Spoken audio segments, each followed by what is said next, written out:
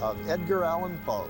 If you visit here on January 19th, Poe's birthday, you may catch a glimpse of the mysterious toaster who leaves a bottle of cognac and a rose for Mr. Poe.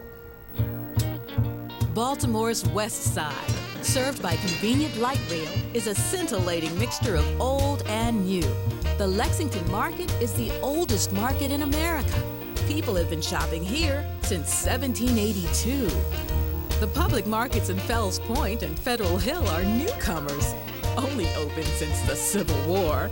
The West Side Renaissance is centered around a beautifully restored showplace where headliners like Bob Hope, Frank Sinatra, and Ronald Reagan appeared over the years.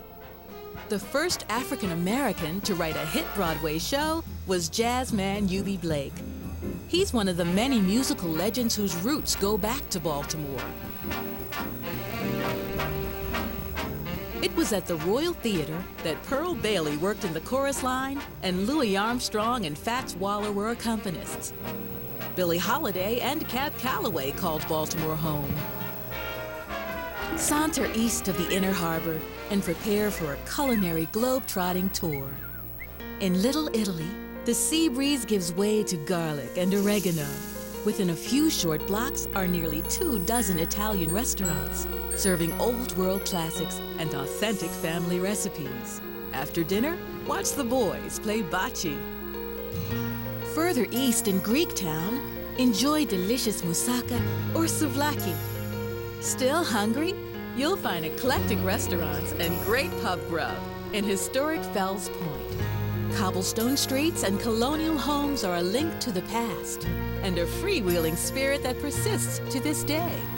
There's living history, cultural diversity, and a lore of the past, no matter where you wander. To take it all in, take a walking tour. There's even one that lets the spirits move you. Everyone loves the ice rink. These sweethearts were married there. Whatever the season, there's always something happening. Festivals, holiday events, a spectacular parade of lighted boats. But no need to wait for a special occasion. Good vibes here are always on tap.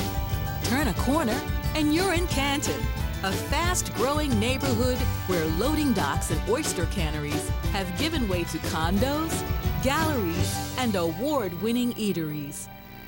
But little has changed across the harbor at Fort McHenry since September 13, 1814, when an outnumbered garrison stood between the British and Baltimore. Francis Scott Key saw his countrymen take up arms. When dawn broke and the stars and stripes were still proudly flying, he jotted down the words that would be our national anthem. From Fort McHenry, take the Key Highway to Locust Point, Tide Point, and Federal Hill. Stop at a museum where imagination runs rampant and another that's like an industrial time machine. The Hill in Federal Hill is a favorite with young residents, as is adapting the past to today's gracious living. Here's the littlest house in the city, less than 9 feet wide. Most restaurants, pubs, and shops are locally owned by the chefs and artisans who greet you. If you leave without enjoying a crab feast, you really haven't tasted Baltimore. There are crab houses throughout the city where the helpful staff will demonstrate the art of cracking the crustaceans and digging out the tasty morsels. Making a mess was never more delicious.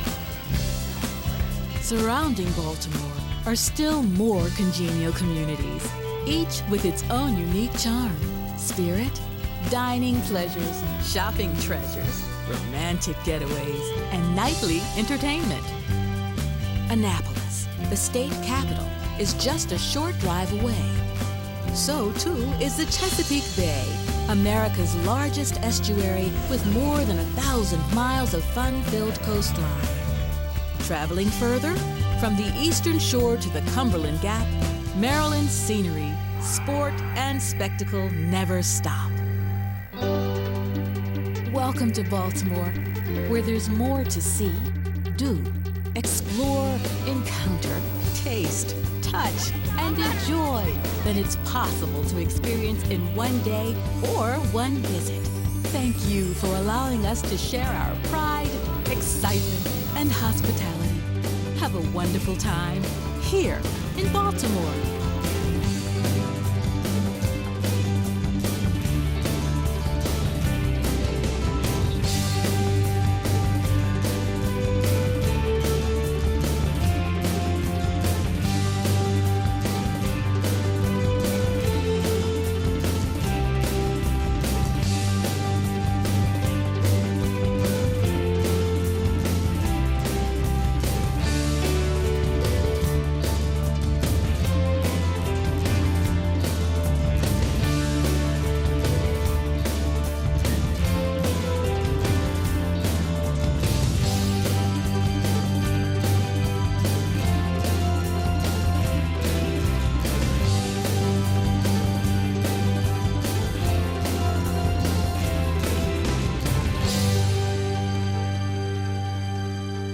Well, back with Top of the Morning. I'm John Carrington. Hi, I'm Alex Hewitt. Welcome back. And we're having a wonderful discussion with Mike Gray, who's a local film producer and a videographer.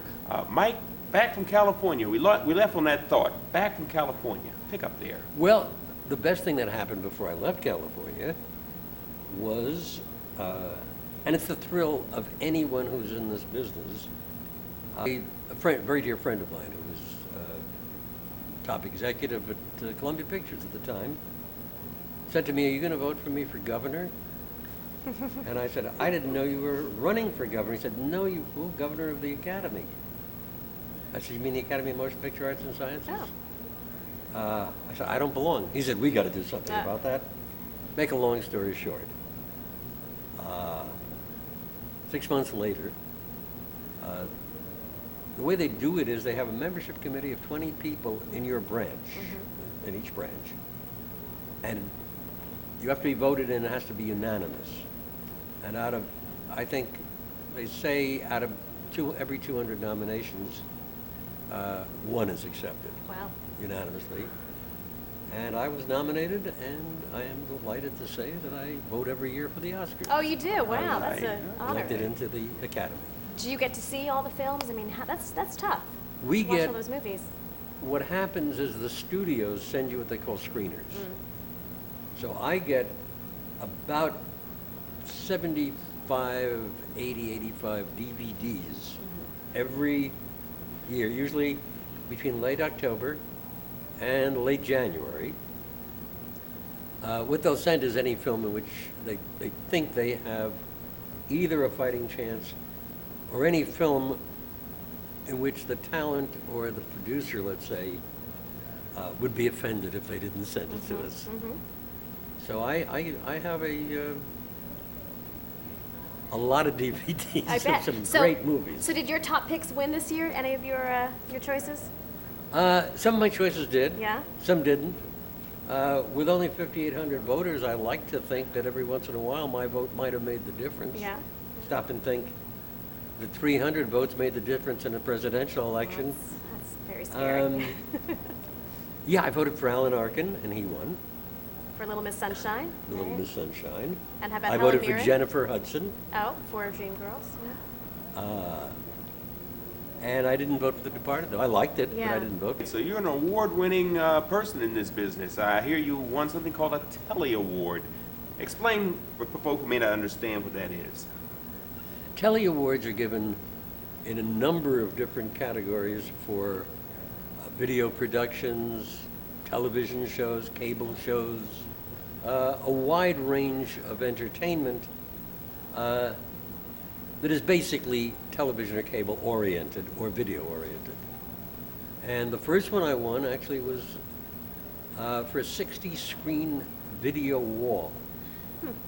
It was a wall composed of 60 video screens. Wow. With images flashing all over the place, for a company called ShowScan, a production called ShowScantastic, tracing the history of advanced movie imagery, the sort of thing you see in IMAX. And then more recently, I won for a production called Fit for Life as the writer of Fit for Life, which was done for a company called Metamedia. They were the production company, and the client was the Sheet Metal Occupational Health Industry Trust, an amalgamation of the Sheet Metal Workers Union and the sheet metal industry. And it was a 9-part training series that actually was the first training program of its kind on health and wellness issues in the construction industry. And that won 2 awards. I won both for production, I think, in the health and wellness area and in the training area. Oh, congratulations. Mm-hmm. So that sort of was a good, wonderful experience doing that. You've done so much in this industry, so much, and you're recognized for it. What? Well, you get to do a lot. When you get to be my age, maybe I shouldn't say. Well, 29 years old. Okay. I'm in my late bloom. That's okay. Actually, I'm in my early bloom. I'm getting there too. Yes. What has been the highlight of your career? Well, what I mentioned before, getting into the academy was the highlight. Quite an honor. That was really I'd say a crowning achievement. I'm trying to think of other things that. Well, I'll tell you what, hold that thought and we'll be back in a moment. We're going to take a short break and give Mike Gray an opportunity to gather his thoughts, and we'll have more of Mike Gray. Don't go anywhere. Stay tuned. This is not a shocking, shock-driven horror movie. And it's not about the horror of these people. It's much more about the humanness. We're born or raised through a number of years with a set kit of things that make you react in certain ways towards things. And those sadnesses and those tragedies in your life, those dramas in your life, can lead one person to kill and can lead another person to save them. And that's what's been so fun about the last 3 weeks, actually, is that we get to do, in the last 3 weeks, Jonathan and I and Anthony Hopkins and everybody involved, we got to do that stuff that people do in theater, where 2 people talk to each other. And behind all of that is, history and thoughts and emotions and spirituality, everything kind of stuck together. It's fun. And it's fascinating. And I could do this play. I could do this play for 3 years.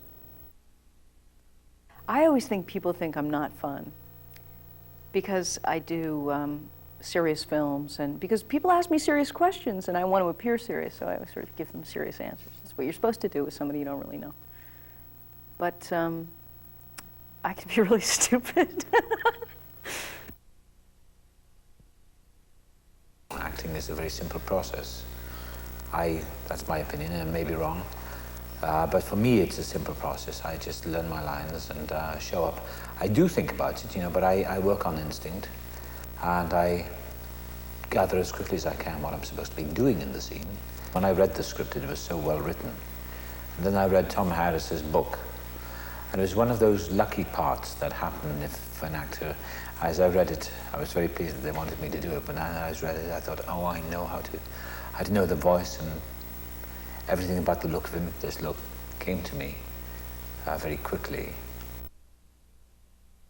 Lecter says all the things that the human being doesn't dare voice, because I guess we all have a very dark side to our nature. Thank goodness we don't release that dark side, otherwise there'd be anarchy and chaos. I've met 1 or 2 deeply evil people who have no conscience. I guess we all have. And they're people you don't want to hang around with too much, because you're dealing with a world of such unreality. I know one guy who's taken a lot of people for a ride. He has a lot of charm. But after a while, when you've been taken for a ride a few times yourself, this charm